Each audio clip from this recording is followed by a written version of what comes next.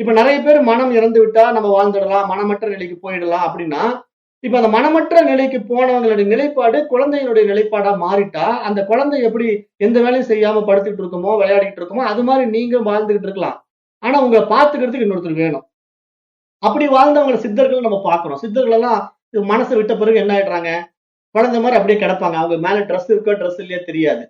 அவங்க வந்து ஒரு ட்ரெஸ் போட்டுட்டு இருக்காங்களா அப்படின்னா, அவங்க ட்ரெஸ் கலஞ்சு போறது கூட அவங்க கவனிக்க மாட்டாங்க. அப்படியே அம்மனமா கிடப்பாங்க. அப்புறம் அவங்கள தூக்கி உட்கார வைக்கணும். அப்புறம் அவங்க பசியோடு இருக்காங்களா, பசி இல்லையான்னு தெரியாது. அப்படியே கிடப்பாங்க. அப்புறம் அப்படியே உடம்பு இளைச்சிக்கிட்டு போகும். நாம தான் அவங்க பார்த்துட்டு ஏதாவது சாப்பாடு ஊட்டி விடணும். அப்ப இது மாரி வந்து போற ஒரு நிலைப்பாடு வந்து நம்ம ஒரு உயரிய மார்க்கம் சித்தர்ல வந்து இப்படிலாம் இருக்காங்க அப்படின்னு சொன்னாலும், இங்க உண்மை என்ன தெரியுமா? உண்மையான சித்தர்கள் அப்படி இல்ல. அதுதான் பாயிண்ட்.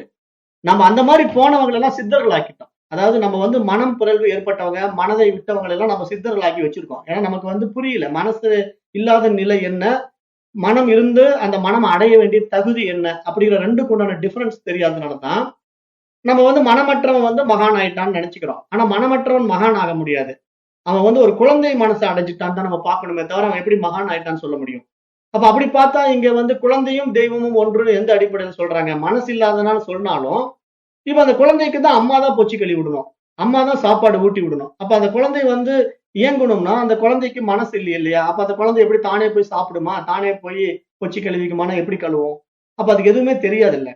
அப்ப அதுக்கு ட்ரெஸ் போட்டுட்டு இருக்கோமா இல்லையான்னு தெரியாது. குழந்தைக்கு ஏதாவது ட்ரெஸ்ஸிங் சென்ஸ் இருக்கா? அது பாட்டு அது போயிட்டு இருக்கும். அம்மனத்தோடு போயிட்டு இருக்கும். நாம தான் கூப்பிட்டு கூப்பிட்டு வாடா வந்து ஜட்டி போட்டுக்கிடான்னு சொல்லி ரகலை பண்ணிட்டு இருப்போம்.